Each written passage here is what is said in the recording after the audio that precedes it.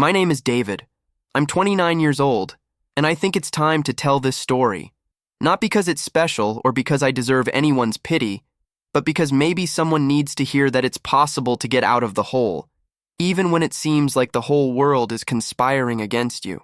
I wake up every day at 5 in the morning to start my delivery route.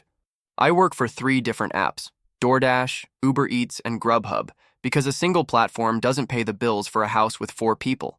My father, Tom, is 58 years old and hasn't worked for 5 years. My mother, Linda, also 58, has never had a job that lasted more than 6 months. And my sister, Megan, 25 years old, well, she's the princess of the house. When I wake up, the house is still silent. It's the only moment of peace I have. I make my coffee, check the routes for the day, and leave before anyone wakes up. It's not that I avoid my family on purpose, but there's something liberating about starting the day without hearing complaints about the electric bill, without requests for money for small emergencies, or without comments about how I should think more about the family. The truth is, I think about the family all the time. Every delivery I make, every tip I receive, every extra hour I work is thinking about them. I pay the $200 rent, the electric bill that always goes over $150 because nobody bothers to turn off appliances, groceries that reach $400 per week, internet, phone, car insurance. The list never ends. Megan has never had a real job. At 25, she's an influencer. At least that's what she says to justify spending all day on Instagram and TikTok. She has about 3,000 followers and makes maybe $50 a month with sponsored posts for cheap beauty products. Our parents treat this as if it were a business empire under construction. She's building a brand, my mother always says when someone suggests Megan should look for a job. You don't understand how the digital world works today, David. I understand, yes. I understand that while she's building a brand, I'm destroying my car on Portland streets, delivering Chinese food and pizza to pay the bills that keep the roof over our heads. I understand that at 29, I don't have a penny saved because every dollar I earn goes directly to supporting 3 adults who could perfectly well work. But I don't complain. Or at least, I didn't complain. Family is family, right? That's what they always told me. You take care of your own, no matter what happens. My parents raised me with this mentality, and for years I thought I was doing the right thing. During the day, while driving through the city streets, I think about how we got to this point. My father isn't a bad man. He worked in construction for 20 years until he hurt his back. The problem is that was 5 years ago, and since then he's never looked for another type of work. He says nothing else works for him, that he doesn't have qualifications for office work, that it's too late to start over.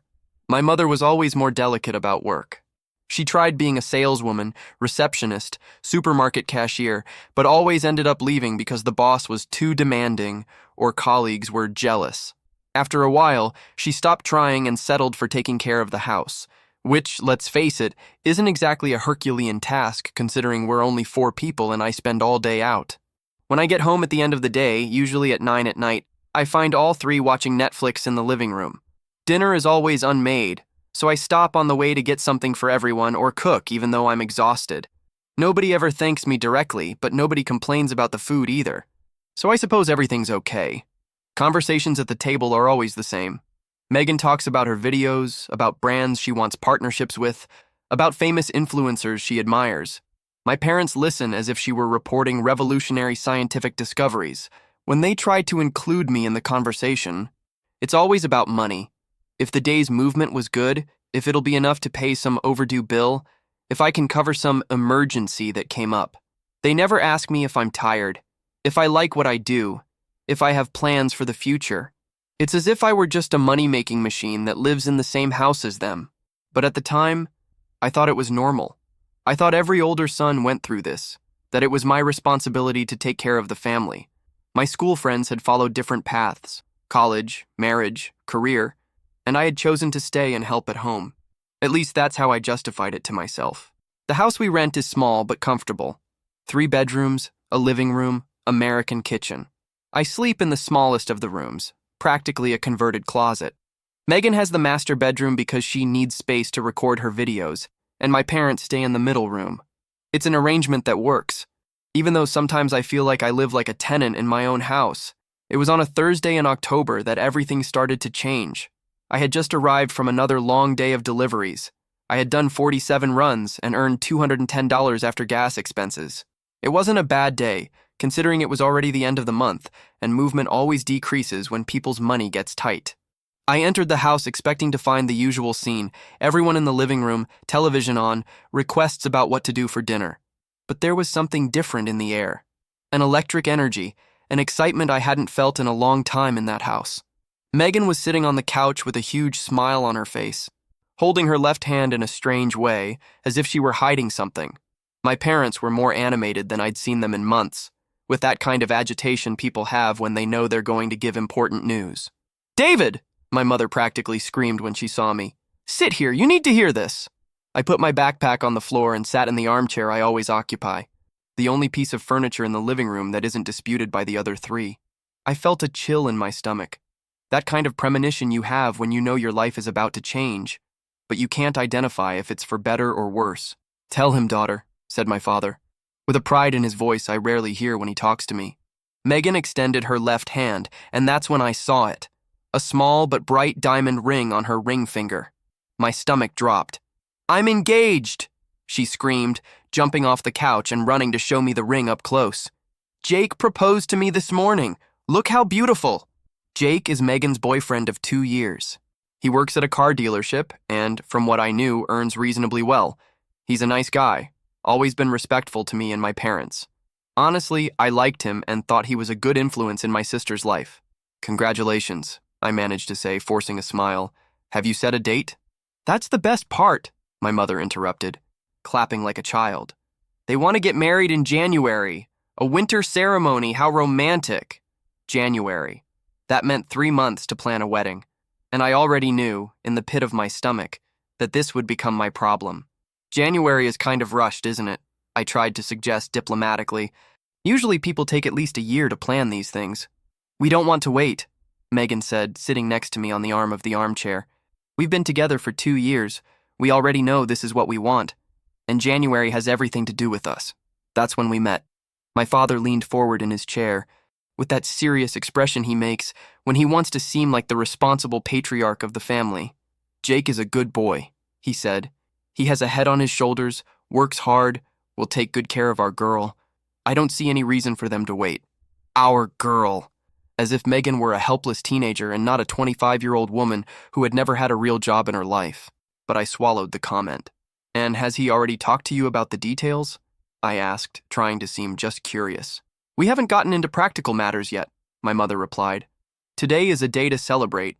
We'll think about details later." But I was already thinking about the details. I was already calculating how much a wedding costs, even a simple one. I was already imagining how 3 unemployed people were going to pay for a party, a dress, flowers, decoration, food. The rest of the night passed in a fog of animated conversations about the wedding. Megan showed Pinterest photos of dresses she liked. My mother talked about flowers and decoration. My father made jokes about giving his daughter away at the altar. I participated when necessary, but my mind was busy doing calculations, trying to imagine how we were going to manage to pay for all this. That night, lying in my small bed, looking at the ceiling, I had the clear sensation that my life had changed forever in that moment. And not in a good way. I still didn't know how right I was.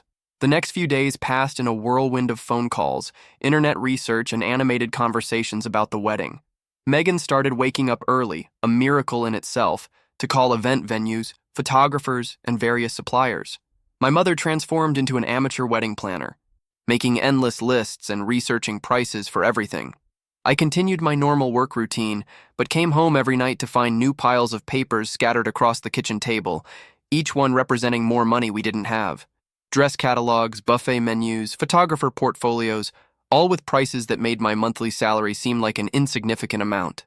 It was on a Monday, exactly 1 week after the engagement announcement, that the bomb finally exploded. I arrived home at 7 at night, earlier than normal because movement had been slow. I found all 3 sitting at the kitchen table, surrounded by papers and with serious expressions that contrasted with the euphoria of the previous week. "David, sit here," my father said, indicating the empty chair. "We need to talk about the wedding."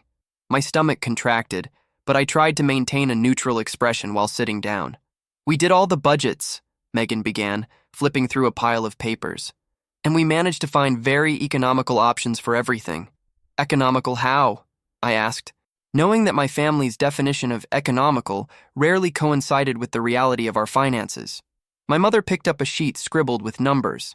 The venue we chose costs $3,500 for 80 people, including basic decoration. Megan's dress is $1,200, but it's from a used bridal shop, so it's an excellent price. The photographer charged $2,800 for the whole package. Flowers came to $800, the cake $400. She continued reading the list while I did the calculations in my head. Each number was like a punch to the stomach. "And Jake will pay his part, right?" I interrupted, trying to maintain hope. "That's the issue," Megan said, avoiding my gaze. "His family will pay for the church, dinner for their guests, and his outfit. But tradition is that the bride's family pays for the party, dress, flowers, photographer, those things. How much does it total?" I asked, although I already knew I didn't want to hear the answer. $20,000, my father said quickly, as if speaking fast would make the number smaller. "But it's an investment in our daughter's happiness, David. And compared to weddings that cost $50,000, $60,000, it's very reasonable." $20,000. I earned in a very good month about $2,500. Of that amount, $2,000 went to household expenses. $500 remained for gas, car maintenance, my personal expenses, and any emergency that arose. Even if I could save half of that per month, it would take almost 2 years to gather $20,000. "Where do you think we're going to get this money?" I asked, trying to keep my voice calm. "Well," my mother said, exchanging glances with my father, "we thought you could take out a loan. You have a clean name, you've been working for years, banks trust you." "A $20,000 loan?" I repeated, incredulous. "Do you know how long it would take me to pay that? With interest, it would be almost $30,000. That's years of my life paying for one night's party." "It's not just a party," Megan said with tears in her eyes. "It's my wedding, David. It's the most important day of my life. And it's important for the whole family," my father added. "It's not just about you, David. Sometimes we have to make sacrifices for our loved ones." Sacrifices. As if I hadn't spent the last 5 years making sacrifices. As if every dollar I earned didn't go directly to supporting 3 people who had chosen not to work. "I can't do this," I said finally. I have no way to pay a loan of that magnitude. I can barely save money the way things are." The silence that followed was deafening. Megan began to cry silently. My mother put her arm around her shoulders, and my father looked at me as if I had just confessed a heinous crime. "So you're saying you don't want to help your own sister?" my mother asked, her voice loaded with disappointment. "It's not that I don't want to help," I tried to explain. "It's that I can't. I literally don't have this money, and I can't go into debt this way." "But you could try," Megan sobbed. "You could at least try. Work more, take more shifts, find a way." "Megan, I already work 14 hours a day, 7 days a week. There's no working more than that." "There are other jobs," my father said. "Jobs that pay better. You could look for something in construction, in factories, and leave who's supporting the house while I look for a new job," I replied, feeling frustration grow. "Are you going to go back to work to cover expenses while I make this transition?" Another uncomfortable silence. "You're being selfish," my mother said finally. "This is your sister David. She's never asked you for anything before. Never asked for anything. As if the fact that I'd been paying all the house bills for the last 5 years didn't count as asking for something. As if having a bed to sleep in, food in the fridge, and internet for her videos appeared magically without costing money. "I need to think," I said, getting up from the table. "I can't make a decision of this magnitude now." "There's no time to think," my father said.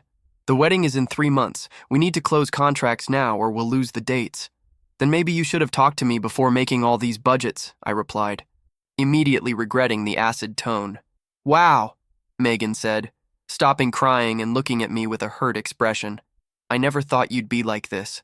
I always thought I could count on you." "You can count on me," I said quickly. "I just can't perform financial miracles." "We're not asking for miracles," my mother said. "We're asking you to help your family in an important moment." I went up to my room without answering, feeling the weight of disappointed looks on my back. I sat on the bed and put my head in my hands, trying to process what had just happened. For the first time in years, I had said no to my family, and the feeling was simultaneously liberating and terrifying. In the days that followed, the atmosphere at home changed completely.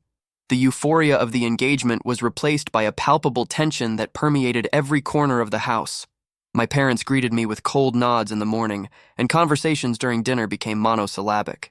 Megan stopped showing me her wedding planning finds. Instead, she and my mother whispered in low voices that stopped abruptly whenever I entered the room. It was obvious that I was the topic of their whispered conversations. The worst were the indirect comments. Small barbs thrown into the air as if they were casual observations, but clearly directed at me. "It's sad when you can't count on the people closest to you," my mother would say while washing dishes. "Some people only think about themselves," my father would mutter while watching TV. "Family should come first, always." Megan would post on Instagram always when I was around to see. Each comment was like a needle prick. After years of supporting this house, after giving up college, relationships, any personal plans to ensure they had everything they needed, I was treated like the villain for not being able to produce $20,000 out of thin air. I started working even more hours, not because I wanted to find the money for the wedding, but because staying home had become unbearable. I would wake up at 5 in the morning and return at 10 at night, interacting as little as possible with everyone. But even in the moments of silence at home, I felt the pressure. I saw how my mother sighed dramatically every time she passed by me, how my father shook his head with disapproval whenever our eyes met, how Megan acted as if I were invisible, except when she wanted me to hear one of her passive-aggressive comments. "Jake said his family was surprised when they found out we don't have the money for our part," she said one night during dinner, speaking apparently to our parents, but loud enough to make sure I would hear. "He's embarrassed." "It's a difficult situation," my mother replied, shooting me an accusatory look. "When one person in the family doesn't want to cooperate, everyone suffers the consequences." I chewed my food in silence, refusing to take the bait. "Maybe we should cancel everything," Megan continued, her voice loaded with melodrama. "It's not worth getting married if we can't do it right." "Don't say that, dear," my father said, hitting the table. "We'll find a way. Even if some people don't want to help, we're still a family. Some people." As if I were a stranger who had recently appeared in their lives, and not the son who had been paying the bills for 5 years. That night, lying in bed, I wondered how I had reached that point, how I had become the villain of my own family for not being able to finance a wedding that cost almost an entire year of my salary. For the first time in a long time, I seriously considered the possibility of leaving home, of finding a small apartment, of living alone, of saving my money for myself. The idea was both scary and tempting. But then I thought about my parents, about how they would manage to pay the bills without my income. I thought about Megan, who had never been forced to face the reality of having to support herself. I thought about how I would be responsible for destroying the family. It was a cycle of guilt that seemed to have no end. And deep down, a part of me still hoped they would understand my side, that they would recognize I wasn't being selfish, just realistic about our financial limitations. I still hadn't realized I was dealing with people who had long ago decided that my function in the family was to solve all their problems, no matter the cost to me. 2 weeks after our conversation about the wedding costs, I arrived home to find my father with a triumphant expression on his face. He was sitting at the kitchen table with paper spread in front of him, and there was something in his behavior that immediately put me on alert. "David, sit here," he said, indicating the chair next to him. "I have good news." My mother and Megan appeared from the living room, both with smiles I hadn't seen in weeks. It was obvious that something had been planned, and I had the feeling I wasn't going to like what was coming. "Remember Marcus, my old work colleague?" my father asked, referring to a man who occasionally appeared in our family conversations. "I talked to him about our situation and he offered to lend us $10,000. My stomach dropped. "Lend under what conditions?" "No interest," my father said quickly. "At least for the first 6 months. After that, minimal interest, very low. He said he wants to help because he's known our family for years." "And how do you plan to pay back these $10,000? I asked, although I already knew the answer. "Well," my mother interrupted, "we thought you could take over the payment. It wouldn't be as bad as a bank loan, and it would solve half the problem." "And the other half?" "We're still working on that," Megan said, avoiding my gaze. "But 10,000 is better than 20,000, right?" I looked at them for a long moment, trying to process what was happening.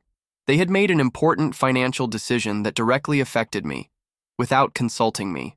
Worse still, they had created a social obligation with a person I knew, putting me in a position where refusing would seem extremely rude.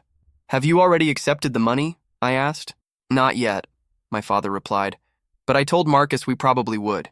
He's waiting for our answer until tomorrow. And if I say no? The silence that followed was loaded with tension. Megan crossed her arms and turned slightly, as if she couldn't bear to look at me. My mother sighed dramatically. Then we'll have to explain to Marcus that our family isn't as united as he thought, my father said, his voice loaded with judgment. Or, my mother added, we could accept the money anyway and find another way to pay, even if it means making bigger sacrifices. It was pure and simple emotional blackmail, emotional, and we all knew it. But it worked. The idea of having to explain to a stranger why I wasn't willing to help my own sister was mortifying. The prospect of my parents going into even more debt because of me was unbearable. All right, I said finally, feeling like I was signing my own financial death sentence. Accept the loan. I'll take over the payment. The transformation was immediate. Megan jumped from her chair and hugged me. My mother started crying with relief, and my father patted my back with approval. I knew you'd do the right thing, he said.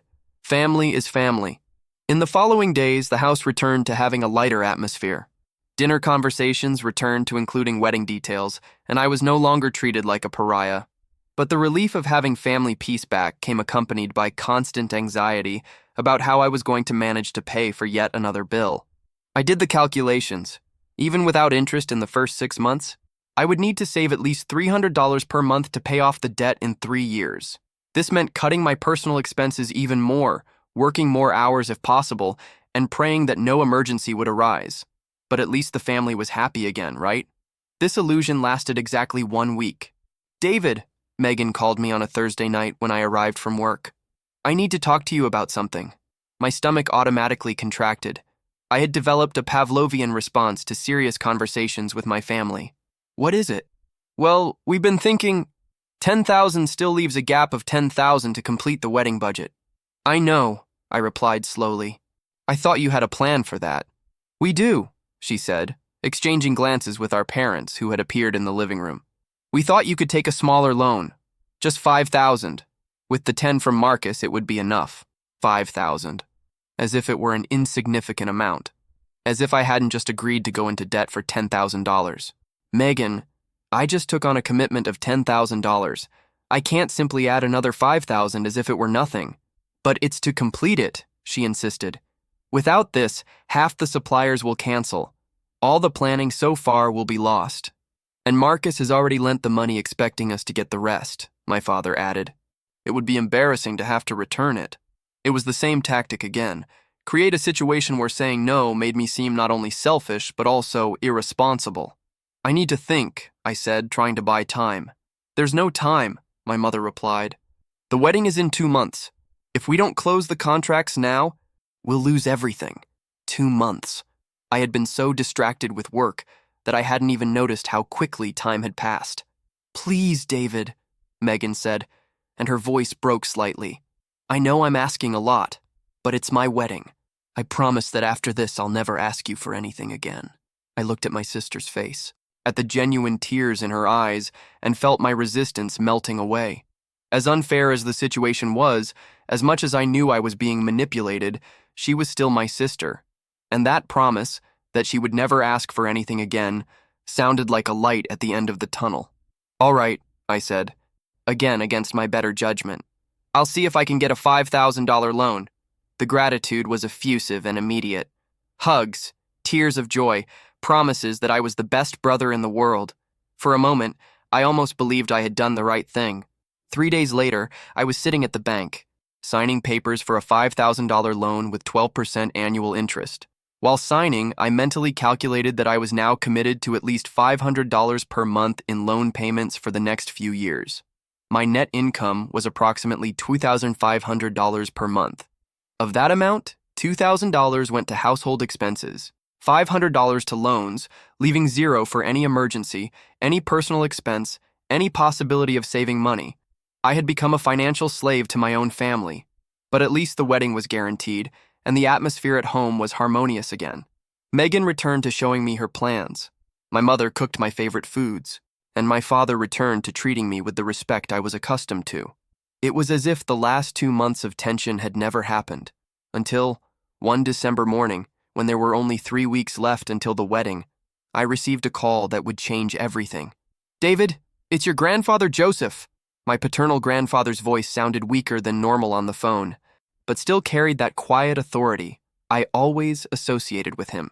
"Grandpa, what a nice surprise to hear from you. I'm calling to let you know that your grandmother and I are going to arrive there next week for Megan's wedding." My heart filled with joy. My paternal grandparents had been living in Phoenix for 5 years, since my grandfather retired.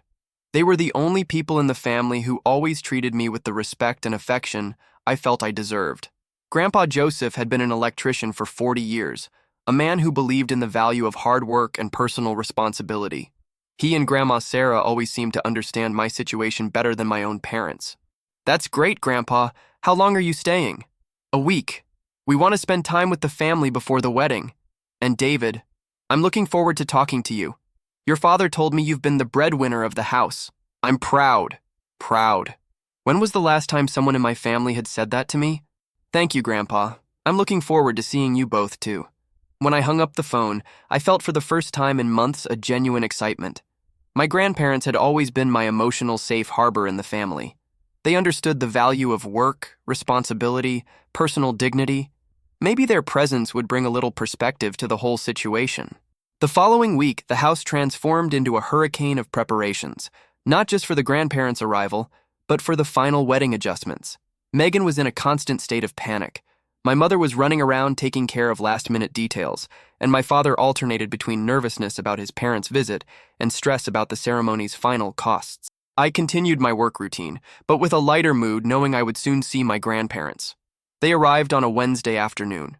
Grandpa Joseph, at 72, still maintained the upright posture and determined look I remembered from childhood. Grandma Sarah, 70, had that warm smile that always made me feel genuinely loved. The hug my grandfather gave me when they arrived was different from the hugs I received from the rest of the family. It was firm, genuine, without hidden agendas or hidden expectations. "Look how you've grown," he said, holding me by the shoulders and looking me in the eyes. "A hard-working, responsible man. Your parents are lucky to have you." Lucky. It was interesting how the same situation could be seen so differently by different people. That night, during dinner, it was comforting to have people at the table who asked questions about my life, my work, my plans, without everything revolving around money or the wedding. "And you, David? Do you have a girlfriend? Your own plans?" Grandma Sarah asked while we ate. "Not yet," I replied. "I've been pretty busy with work." "Work is important," Grandpa Joseph said, "but a man also needs to live his own life. Are you saving money for your own projects?" The question created an uncomfortable silence at the table. My parents exchanged glances, and Megan suddenly became very interested in her food. "It's been difficult to save money lately," I replied diplomatically. My grandfather frowned slightly, but didn't insist on the subject. But I could see in his eyes that he had noticed something in the table's dynamics that wasn't right. After dinner, while the others watched TV in the living room, my grandfather called me for a conversation in the kitchen. "David, can I ask a direct question?" "Of course, Grandpa. Are you paying this house's bills?" The question caught me by surprise with its frankness. "I help with expenses," I replied, trying to be respectful to my parents. "That's not what I asked," he said gently, but firmly. "I'm asking if you're paying the bills." I looked at my grandfather, this upright man who had worked his whole life, raised a family, retired with dignity, and felt he deserved an honest answer. "Yes," I said simply. "I pay practically all the bills." He nodded slowly, as if a suspicion had been confirmed. "And your parents? Your sister? Do they work?" "Dad is between jobs for a few years. Mom too. And Megan is trying to build a career as an influencer." My grandfather was silent for a long moment, processing this information. "And are you okay with this situation?" It was a simple question, but loaded with meaning. No one had ever asked me if I was okay with my life. "Family is family," I replied, repeating the mantra I had heard so many times.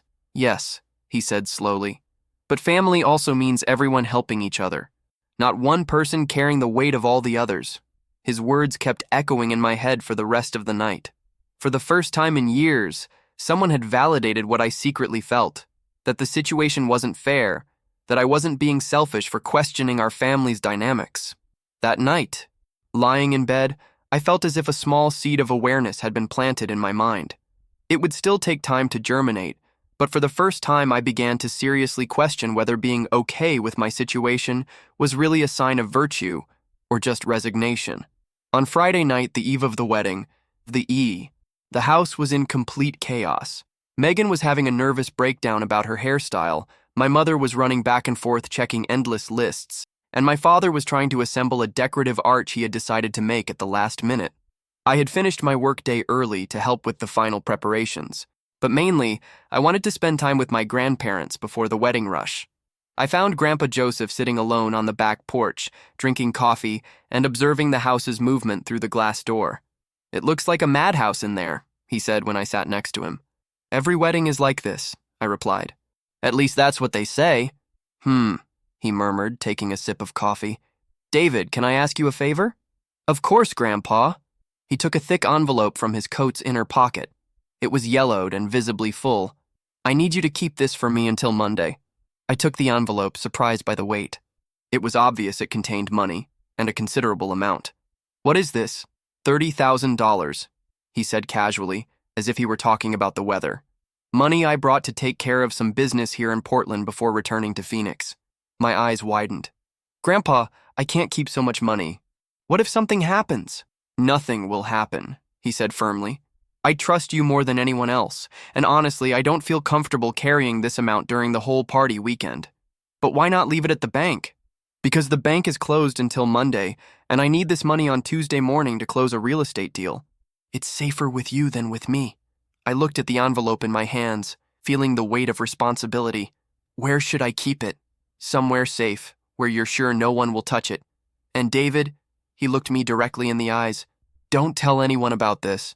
Not your parents, not your sister. Nobody. This is between us two." "Why?" "Because it's an amount that can make people nervous, give wrong ideas.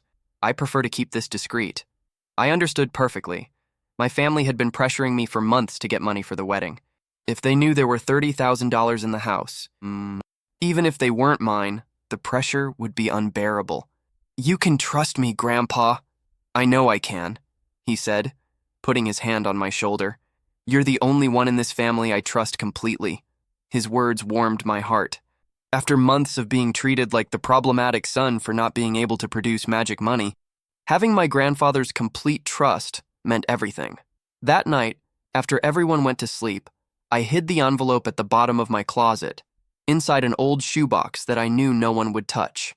It was the safest place I could think of. I lay in bed feeling a strange combination of pride that my grandfather trusted me and nervousness about having so much money under my responsibility. But mainly, I felt a comforting sensation of having at least one person in the family who saw me as trustworthy and responsible. The wedding day dawned sunny and cold, typical of January in Portland. The house woke up early in a state of controlled, frenetic energy. To my relief, the preparations went relatively well. Megan looked beautiful in her used dress.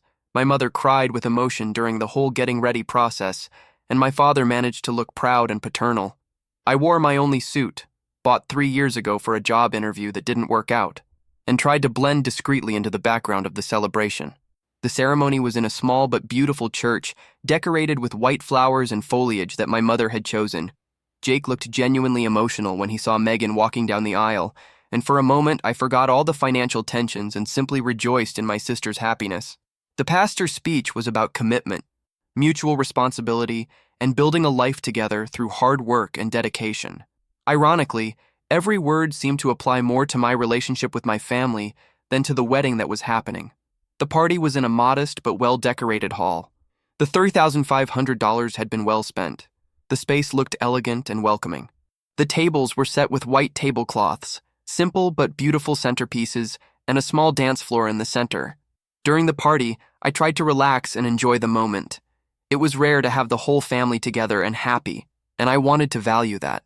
I danced with my mother during the parents' song, greeted distant relatives I hadn't seen in years, and even managed to genuinely laugh at some jokes from the best man's speech.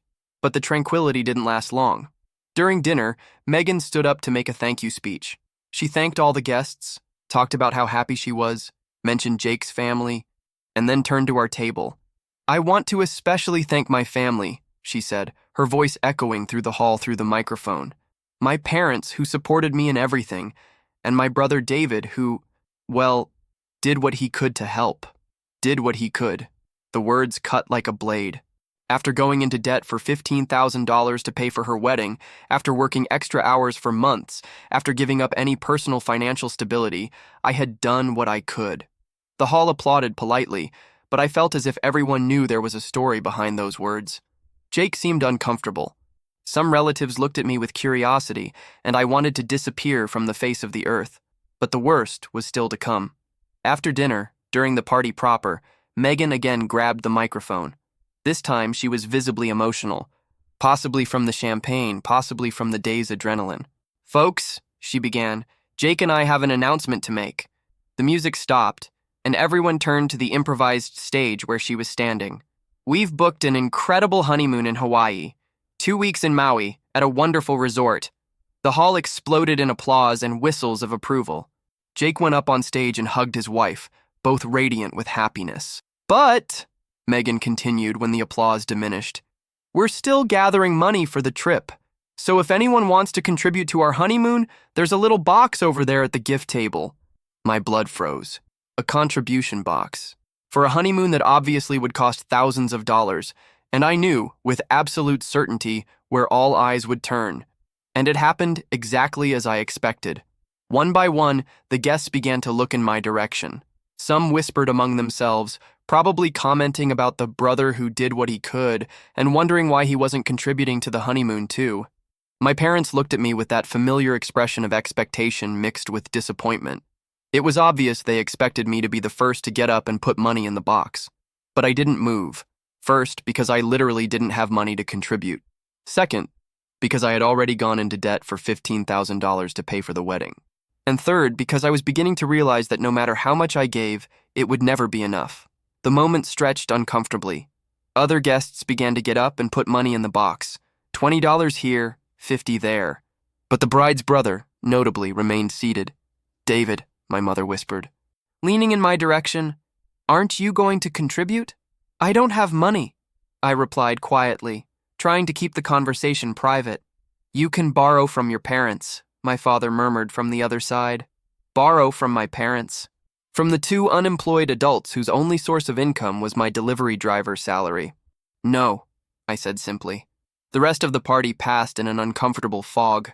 I participated in the necessary activities, cut the cake, threw the bouquet, said goodbye to guests, but always with the feeling that I was being judged by all present. During the farewell, when Jake and Megan were about to leave for the bridal suite they had reserved for the night, my sister came to hug me. "Thank you for everything, David," she said. "I know it was difficult, but it meant a lot to me." For a moment, looking at my sister's genuinely grateful face, I felt that maybe everything had been worth it, that the financial sacrifices, the stress, the difficulties, all of this had resulted in a genuinely happy day for her. "I just want you to be happy," I replied, and it was true. "I am," she said, hugging me tighter. "And when we get back from the honeymoon, I promise things will be different. Jake and I will work together. We'll help with the house bills. We'll be more independent."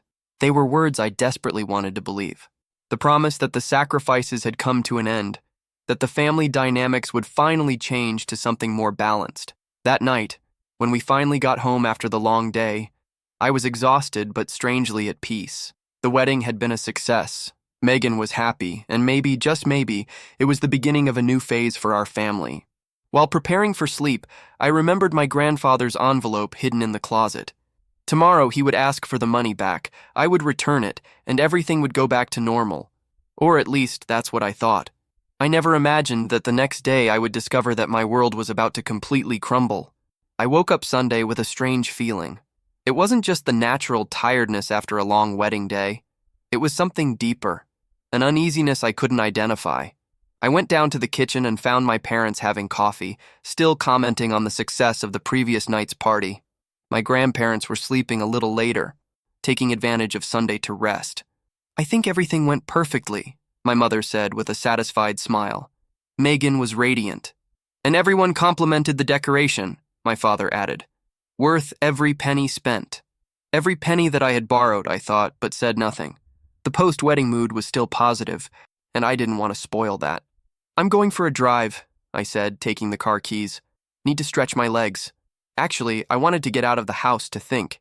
The previous day had been emotionally intense, and I needed to process everything that had happened, especially Megan's speech about me having done what I could, and the embarrassing situation with the honeymoon box.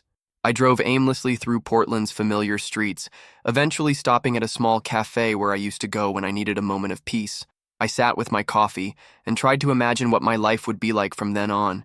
With the loans I had taken on, I would have years of payments ahead. My financial margin was practically zero. Any emergency, car problems, health issues, a reduction in delivery demand could break me completely. But maybe Megan had been sincere about her and Jake helping with the house bills. Maybe my parents would finally realize they needed to go back to work. Maybe things really would change. I returned home in the mid-afternoon, feeling a bit more optimistic about the future. When I entered through the front door, I immediately noticed something was wrong. There was a tension in the air that didn't exist when I left. My parents were in the living room with serious expressions, and I could hear altered voices coming from their room. "What's happening?" I asked. "Your grandfather is looking for something," my mother said, avoiding my gaze. "Some money he brought." My stomach dropped. The envelope. I ran to my room and opened the closet. The shoebox was there, but when I opened it, it was empty. Empty. $30,000 had simply disappeared. I returned to the living room with shaky legs, holding the empty box. "Someone took Grandpa's money," I said, my voice coming out louder than I intended. The silence that followed was deafening. "What money?" my father asked, but there was something in his voice, a defensiveness he couldn't hide. "Dad," I said slowly, "where's the money that was in my room?" "I don't know what you're talking about." But he knew. It was obvious he knew. "Where is the money?" I shouted, losing control. My grandfather appeared in the hallway, attracted by the noise. When he saw my expression and the empty box in my hands, his face went pale. "David," he said calmly, "what happened?" "The money disappeared," I replied, feeling tears of frustration in my eyes. "I kept it where you told me, but now it's not there anymore." My grandfather turned to my father with an expression I had never seen before, a mixture of disappointment and anger that made my father step back. "Tom," he said, his voice low but loaded with authority. "Where is my money?" "I don't know what you're talking about," my father repeated, but his voice was trembling. "Tom," my grandfather roared, and for the first time in my life I saw my father shrink before his own father. "Where is my money?" The silence extended for long seconds. Finally, my father collapsed. I borrowed it," he mumbled. "Borrowed?" my grandfather repeated, incredulous. "I thought it was David's money, savings of his. I didn't know it was yours. And where is it now?" "I used $20,000 for Megan's honeymoon and $10,000 to pay Marcus, the loan we had made for the wedding." The explosion that followed was apocalyptic. My grandfather turned red with rage, started shouting about theft, about irresponsibility, about how he had raised a son who stole from his own family. My father tried to defend himself, saying he didn't know, that he would return it, that it was a misunderstanding. My mother started crying, not from sadness, but from panic when she realized the magnitude of what had happened. And I stood there, stopped in the middle of the living room, watching my family tear apart before my eyes. "You don't understand," I said, when I managed to find my voice. "This money wasn't mine. Grandpa trusted me to keep it. And you went into my room and took it." "It wasn't exactly like that," my mother tried to explain. "Your father was looking for some old papers to throw away, saw the box, thought it could be useful. When he saw the money, he assumed it was your savings, and decided to take it without asking me. We were going to replace it," my father said weakly, "as soon as we could." "Replace?" My grandfather exploded again. "You spent $30,000 that weren't yours. Money I need to pay my house's mortgage." That's when the true dimension of the situation hit me. "Grandpa," I said slowly, "you said you needed the money for a real estate deal." "A lie," he admitted, running his hand over his tired face. "I'm 3 months behind on the mortgage. The bank is foreclosing the house. That money was to pay off the debt and save our house." The silence returned to dominate the room, but this time it was different. It was the silence of complete understanding of how devastating the situation really was. My grandparents weren't just going to lose money. They were going to lose the house where they had lived for more than 30 years. At that moment, as if it had been choreographed, the front door opened and Megan entered, radiant and happy, still in a honeymoon mood, even though she was technically single for a few more hours. "Hi, everyone," she said cheerfully. "I came to get some things before going to the hotel with Jake." "Wow, what faces are these?" No one answered. Everyone just looked at her. This adult woman who had just had a $20,000 wedding party paid with stolen money and who was about to leave for another $20,000 honeymoon, also paid with stolen money. "Megan," my grandfather said slowly, "did you know where the money for your honeymoon came from?" "Of course," she replied, still not understanding the heavy atmosphere in the room. "Dad got some extra funds." "Why?" "Extra funds," my grandfather repeated. "Your honeymoon was paid with stolen money, Megan. Money your father took without permission." The expression on my sister's face slowly changed, passing from confusion to understanding and then to horror. "Stolen from whom?" "From me," my grandfather said simply. "Money I needed to save my house." What happened next was surreal.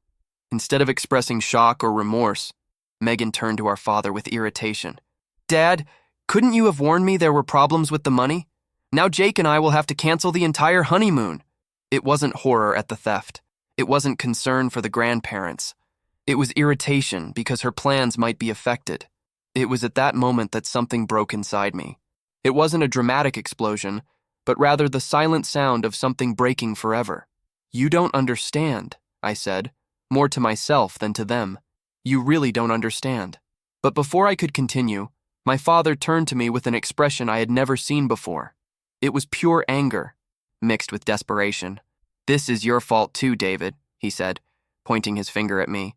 "If you had told me it was your grandfather's money, I never would have touched it." The accusation hit me like a slap in the face. "My fault? You knew it was important money and didn't warn me. If you had been honest from the beginning, none of this would have happened." "Grandpa asked me to keep it secret," I replied, incredulous. "It was supposed to be confidential." "Confidential from your own family," my mother interrupted, supporting my father. "That's not right, David. Family shouldn't have secrets." It was surreal. Somehow, they had managed to transform me into the villain of a situation where they had literally stolen $30,000. "Are you blaming me for you taking money that wasn't yours?" "I'm blaming you for not being transparent," my father shot back. "If you trusted your family, none of this would have happened." That's when my grandfather intervened, his voice cutting through the discussion like a blade. "Enough!" he roared. "Tom, you stole. It wasn't David who stole. It was you. Don't try to throw the blame on the boy for your own lack of character." "Dad, please understand." "No!" my grandfather cut him off. "I don't want to hear excuses. I want my money back. Now." "I don't have it," my father admitted miserably. "The money has already been spent." "Then you're going to get it. I don't care how. You have 1 week to return the $30,000, or I'm going to the police." The threat hung in the air like a storm cloud. Megan finally seemed to understand the seriousness of the situation. "Grandpa, please," she said, tears beginning to form in her eyes. "It was a misunderstanding. You can't go to the police against your own son." "I can and will," he replied firmly. "Some lessons are only learned the hard way." The rest of that night passed in a whirlwind of tense conversations, desperate pleas, and empty promises. My parents tried to negotiate with my grandfather, offering to pay in installments, suggesting agreements, begging for more time.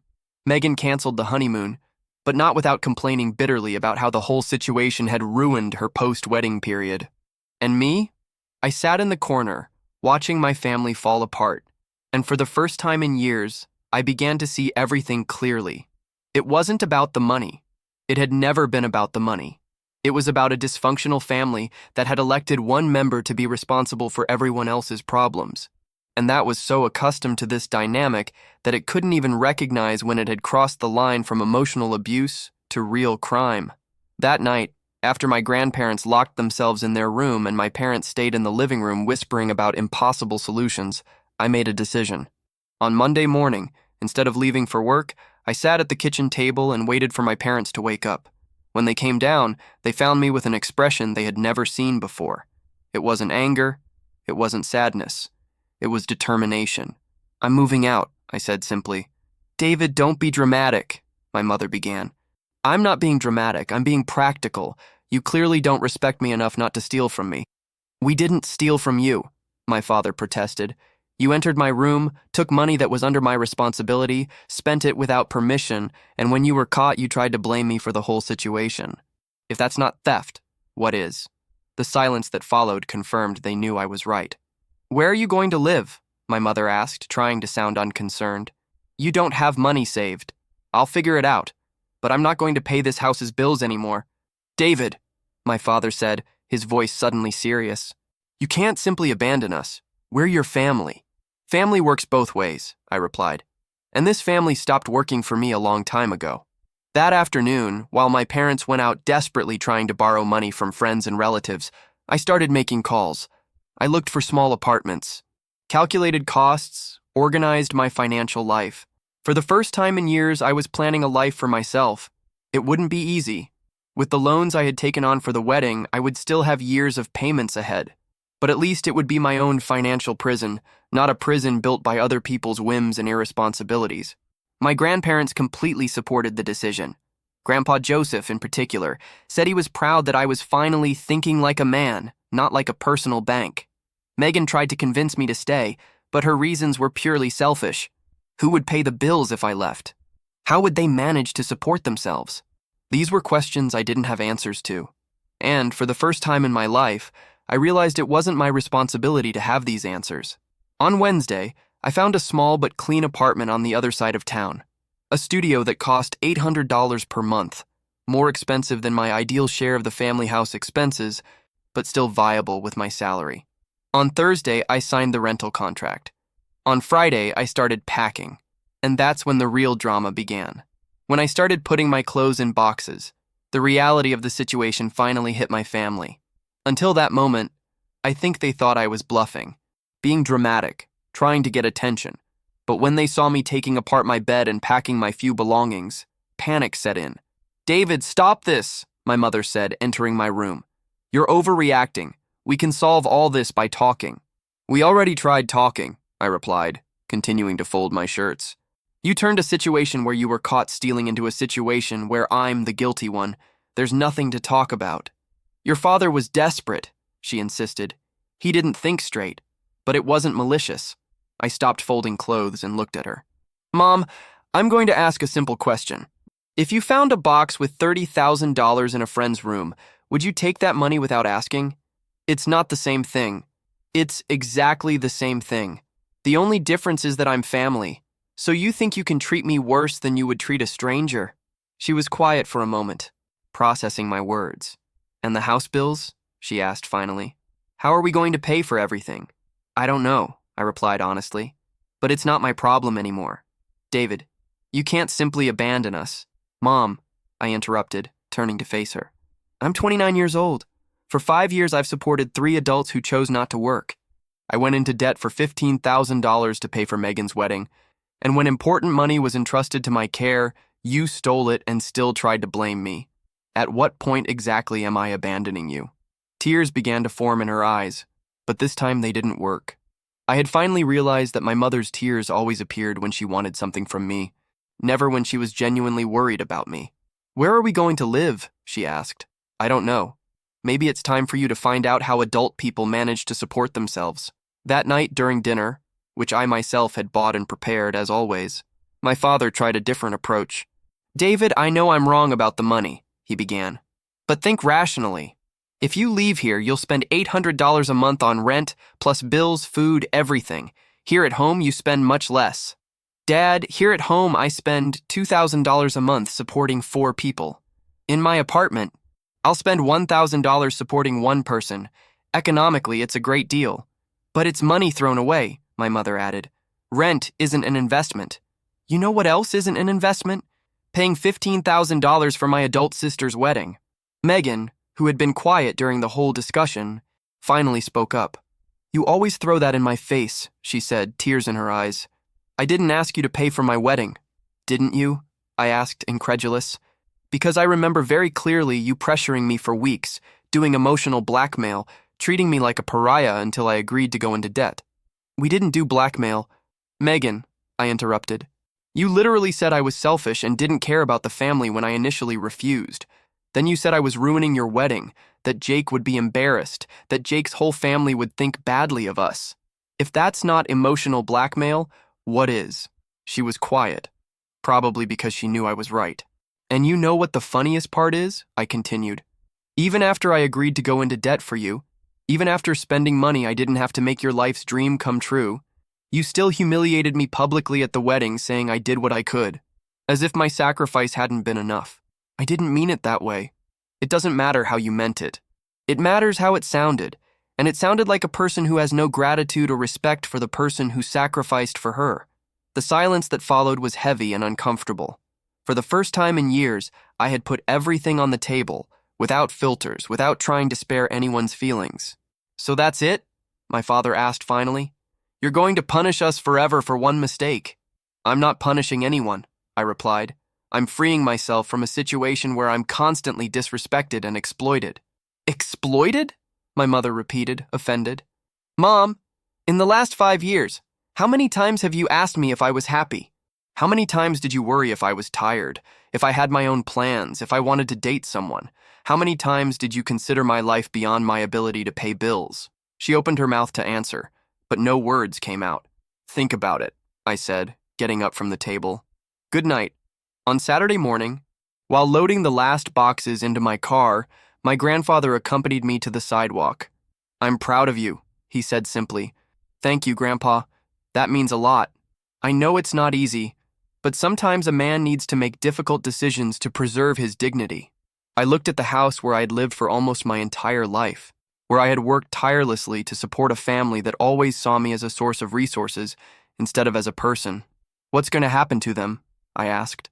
They'll learn to manage, he replied. Or they won't. But that's not your responsibility anymore. 2 weeks later, I received a phone call from my father. His voice was different, more humble, more desperate. David, we need to talk, he said. About what? I received a summons. Your grandfather filed a lawsuit against me. It wasn't a surprise. Grandpa Joseph had given my father 1 week to return the money, and obviously he hadn't been able to. And what do you want me to do about it? You could talk to him? Convince him to withdraw the lawsuit? I promise I'll pay back, I just need more time. Dad, you stole $30,000. It's not a small amount that can be resolved with promises. But he's my father, and his house is being foreclosed because of what you did. Actions have consequences. There was a long pause. They're going to arrest me, he said finally, his voice breaking. Possibly, I agreed, depending on how the judge interprets the situation. You really don't care? The question hit me like a punch. Of course I cared. He was my father. But I was also tired of being responsible for solving all the problems he created. I care, I said honestly, but I can no longer save you from the consequences of your choices. The lawsuit followed its course. My father tried to argue it had been a misunderstanding, that he had no malicious intent, that it was family. But the facts were clear. He had taken money that wasn't his, spent it without permission, and caused the loss of my grandparents' house. 6 months later, he was sentenced to 2 years in prison for qualified theft. My mother had to move to a small apartment and finally got a job as a receptionist at a medical clinic. For the first time in years, she was working to support herself. Megan and Jake moved to their own apartment. Jake got a second job on weekends, and Megan finally found work as a saleswoman in a clothing store. The reality of having to pay their own bills quickly cured her aversion to traditional work. My grandparents sold their house in Phoenix and moved to Portland, to a small but comfortable condo. They lost the original house due to late payments, but the money from selling the Phoenix house allowed them to start over with dignity. And me? I discovered something surprising about living alone. It was liberating. Yes, my apartment was small. Yes, I still had years of loan payments ahead. But for the first time in years, every dollar I earned stayed with me. Every decision I made was based on what was best for me, not on what my family expected from me. I started saving money. Not much, but something. I took an online programming course in my spare time. I went on some dates for the first time in years. I began building a life that was truly mine. 6 months after moving out, my grandparents made me an unexpected proposal. David, Grandpa Joseph said during one of our weekly dinners, your grandmother and I are getting old. This apartment is too big for just the two of us, and it would be good to have someone from the family nearby. What are you suggesting? Come live with us. We'll split expenses equally. You pay 1/3, we pay 2/3. But you'd have your own room, your privacy, and a family that respects you. The proposal was tempting. Financially, it made sense. Emotionally, the idea of living with people who valued me was comforting. Can I think about it? Of course, Grandma Sarah said, smiling. But know that it would be a pleasure to have you with us. A week later, I moved again. This time, to a house where I was treated as a valuable family member, not as a money-making machine. Life didn't become perfect instantly. I still worked long hours, still had debts to pay, still faced the normal challenges of a young person trying to build a career. But there was a fundamental difference. I was building a life for myself, not to support other people's irresponsible choices. 2 years later, when my father got out of prison, he called me. His voice was different, more mature, more humble. "David," he said, "I know I have no right to ask for anything, but could you meet me to talk?" We met at a neutral cafe. He looked older, more tired, but also more aware. "I want to apologize," he began. "Not just for your grandfather's money, but for all these years. You were right. We exploited you. We treated you like a resource, not like a son." These were words I had hoped to hear for years. "And what changed?" I asked. Prison gave me time to think. And seeing how we all had to learn to manage on our own showed me how much we unfairly depended on you. And now? Now I'm working. Construction again, even with my bad back. Your mother and I are trying to rebuild our lives the right way. And we hope, maybe someday, you can forgive us. I looked at my father, this man who had caused me so much suffering, but who was still my father, and felt something I didn't expect. Compassion. "I already forgave," I said. "Forgiving doesn't mean I'll go back to the previous situation, but it means I no longer carry anger." Today, 3 years after leaving the family house, my life is completely different. I finished the programming course and got an entry-level job in the tech area. I don't earn much yet, but it's a job with a future, with possibility for growth. My grandparents became the parents I always wanted to have, people who care about my happiness, who support my dreams, who treat me like a respectable adult. I maintain contact with my parents and Megan, but on completely different terms. I'm no longer their provider. I'm just a family member among equals. Megan, surprisingly, became one of the hardest working people I know. The experience of having to support herself alone completely transformed her. She still makes her videos as a hobby, but her main job is at the store where she was quickly promoted to manager. Sometimes I wonder what my life would have been like if I had made these decisions earlier. How many lost years supporting people who didn't value me? How many missed opportunities for being financially trapped? But I don't regret it. Every experience, even the painful ones, taught me something valuable about dignity, about self-respect, about the difference between helping family and being exploited by family. The most important lesson I learned is that we're not obligated to accept bad treatment just because it comes from people we love. Family should be a source of mutual support, not a parasitic relationship where one person carries the weight of all the others. Today, when I look back, I clearly see the moment when my life really began. It wasn't when I was born, or when I graduated high school, or when I got my first job. It was the day I had enough courage to leave home and start living for myself. And that's a lesson that's priceless.